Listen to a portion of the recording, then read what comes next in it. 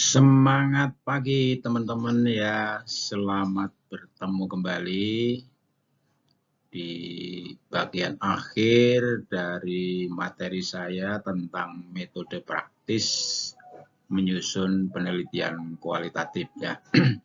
Di bagian 12 ini adalah bagian akhir, yaitu yang akan membahas tentang kesimpulan dan saran ya. Nah, mudah-mudahan teman-teman juga sudah memahami apa yang sudah saya sampaikan dari bagian 1 penelitian kualitatif ini sampai dengan bagian 12 ini yang merupakan bagian akhir, yaitu kesimpulan dan saran ya.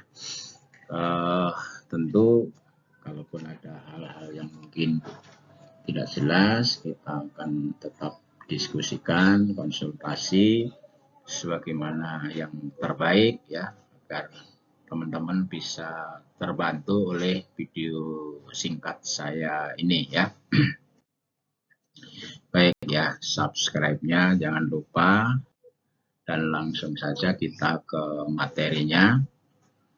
Bahwa yang perlu disikapi atau dipahami oleh teman-teman dalam membuat kesimpulan dan saran ya, sekali lagi harus mengacu dari fokus ya, fokus yang kita tulis di bab 1 itu apa, dan fokus itu juga nyambung dengan rumusan masalah, kemudian tujuan penelitian apa, dan manfaatnya apa, dan hasil analisisnya seperti apa. Nah, itu kita harus nyambung di kesimpulan ya. Jadi saya ingatkan sekali lagi, jangan sampai tidak ada korelasinya. Jadi memang harus ada hubungan, dan ya tidak boleh ke kanan ke kiri, harus betul-betul sesuai dengan apa yang sudah saya sampaikan di poin 1 ini ya. Kemudian yang kedua, kesimpulan yang kedua, harus ditulis temuannya apa, ada novelty-nya tidak ya, harus ya, sebaiknya memang kalau kita meneliti harus punya output ya. Menelitinya itu kan sebuah proses ya, kemudian outputnya adalah novelty atau temuan-temuan baru dari hasil penelitian itu. Nah, yang ketiga, saran juga harus mengacu pada kesimpulan ya. Saran juga harus mengacu kepada kesimpulan, jadi tidak boleh juga saran misalnya tidak sesuai, kalaupun nanti ada saran-saran di luar apa yang sudah disimpulkan, itu tidak ada masalah sebagai saran tambahan ya. Jadi saran tambahan itu biasanya bersifat teoritis maupun praktis ya. Itu teman-teman saya ingatkan bahwa dalam penelitian sekali lagi tidak ada yang parsial. Jadi dari bab 1, bab 2, mau bab 3, bab 4, bab 5 yang di sini kesimpulan saran, semuanya adalah saling berhubungan atau ada korelasinya ya. Nah, dari contoh yang saya contohkan pada video ini, dari kasus ini adalah tentang kecerdasan spiritual kan. Nah, dari fokus ataupun yang saya sampaikan tadi, urutan di atas tadi, kita punya 4 dimensi yang kita dalami dari kecerdasan spiritual, yang masing-masing dimensi itu menghasilkan semuanya ada 9 indikator. Nah, dari 9 indikator, karena yang kita bahas di sini adalah per dimensi dari rumusan masalah dari fokus itu, maka kita tidak akan menyimpulkan dari 9 indikator, tapi dari 4 dimensi. Nah, dimensi yang pertama dengan uji kredibilitas. Nah, misalnya ya berdasarkan konfirmasi wawancara tentang kecerdasan spiritual, bla bla seterusnya, bahwa hasil penelitian pada masyarakat Randu Kuning, saya contohkan seperti itu, secara umum memiliki semangat hidup yang tinggi, kan begitu hasilnya ya. Nah, kemudian kita selaku peneliti juga menyimpulkan, akhirnya kita simpulkan bahwa masyarakat Randu Kuning dengan sikap kesederhanaannya di tempat dengan kondisi daerah dan seterusnya, maka memerlukan semangat hidup yang tinggi. Nah, kesimpulannya seperti itu kan. Jadi kesimpulan kita seperti itu. Kemudian dari dimensi kedua, dasarnya adalah dari uji keabsahan dasar data tentang transfer reliability-nya atau uji validitas eksternalnya. Sudah kita ketahui bahwa hasilnya adalah masyarakat Randu Kuning memiliki kejujuran, dan seperti itu.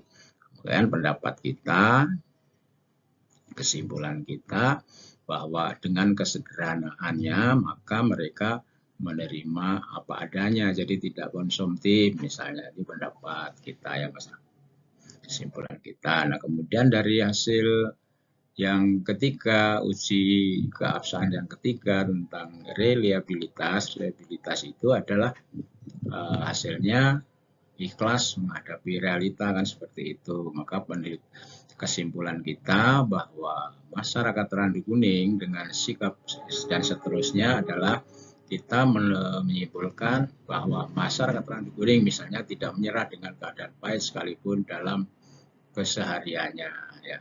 Jadi kita boleh menyimpulkan seperti itu ya dari hasil. Tentu kesimpulannya dasarnya dari hasil keabsahan data ya. Jadi tetap harus nyambung kita menyimpulkan. Kemudian dari dimensi yang keempat dengan hasil tadi di hasil penelitian toleransi, maka pendapat kita bisa menyimpulkan bahwa masyarakat Randu Kuning misalnya mempunyai kebiasaan hidup bergotong royong misalnya, seperti itu ya. Nah itu kesimpulan dari 4 dimensi, kita menyimpulkan 4 hal juga. Nah kemudian kita menyarankan, setelah kita menyimpulkan seperti itu, maka saran kita adalah yang pertama, dengan sikap yang pertama tadi, maka mempertahankan harus, karena punya semangat hidup yang tinggi, saran kita supaya masyarakat Randu Kuning mempertahankan semangat hidupnya itu. Nah baru di backup dengan teori ya. Kalau tadi di kesimpulan kita menyimpulkan, kemudian di saran ini kita menyarankan berdasarkan landasan teoritisnya. Ya, contoh misalnya di sini menurut Victor ya dalam Naisaban bahwa kebermanaan hidup disebut sebagai kualitas penghayatan individu terhadap seberapa besar ia dapat mengembangkan dan mengaktualisasikan potensi-potensi dan seterusnya ya, nyambung dengan semangat hidupnya, tujuan hidupnya di sini. Begitu. Nah, kemudian bagaimana saran yang kedua dengan sikap jujur ya? Berarti saran kita ya bisa mempertahankan sikap jujurnya. Kemudian kemukakan juga teorinya apa, siapa. Misalnya di sini contoh, di situ adalah contoh dari teori bahwa kejujuran akan mengangkat harkat pelakunya di tengah manusia. Contohnya seperti itu ya, dapat dipercaya dan sebagainya. Ini teori. Jadi temuannya apa? Nyambung nggak dengan teorinya? Ternyata nyambung ya, seperti itu. Nah, yang ketiga dari hasil uji dependabilitas atau reliabilitasnya, masyarakat Randu Kuning dia mempunyai sikap keteguhan dalam menjaga atau percaya diri kan, tetap bisa menjaga keteguhan hati atau percaya diri. Nah, kemudian teorinya seperti apa? Seperti yang disampaikan Gufron di sini, bahwa dengan percaya diri seseorang mampu menanggulangi suatu masalah. Nah, berarti teori nyambung ya, keputusan nyambung dengan teorinya. Kemudian yang keempat, dari dimensi keempat hasil confirmability adalah toleran kan tadi kalau tidak salah. Nah, maka harus bisa tetap bermurah hati. Toleran kan lebih cenderung seperti kayak bermurah hati kan gitu ya. Tidak sombong, tidak angkuh. Nah, ini apa hasil sesuai dengan kajian teorinya? Seperti yang disampaikan Munawir bahwa toleransi biasa disebut tasawuf yang berarti lapang dada, bersikap murah hati. Nah, nyambung ya dari ketemuan toleransi, kemudian tetap murah hati ya. Nah, itu saran-saran yang terkait dengan tadi bab 1 tadi, fokus, rumusan masalah, tujuan, hasil penelitiannya, kemudian hasil kesimpulannya, sampai dengan saran pun harus tetap nyambung ya teman-teman. Nah, itu yang bisa saya sampaikan. Mudah-mudahan 2 metode yang sudah saya sampaikan adalah metode kuantitatif. Sudah, kalau belum jelas diulang-ulang saja video saya. Kualitatif juga sama, sudah jadi 12 bagian. Kalau di kuantitatif saya kalau tidak salah 18 bagian, kualitatif 12, sudah 30. Nah, nanti saya terakhir akan mencoba metode campuran ya. Metode campuran itu metode kuantitatif dan kualitatif, atau kuali atau kuanti ya, terserah mana yang mau didahulukan. Intinya adalah mix method ya. Jadi metode campuran akan saya bahas nanti di bagian berikutnya ya. Tinggal nanti teman-teman pilih mana yang disukai, diminati, apa kuanti atau kuali, atau mix method atau metode campuran ya. Untuk metode campuran akan saya sampaikan hari-hari berikutnya ya. Sampai di sini dulu teman-teman.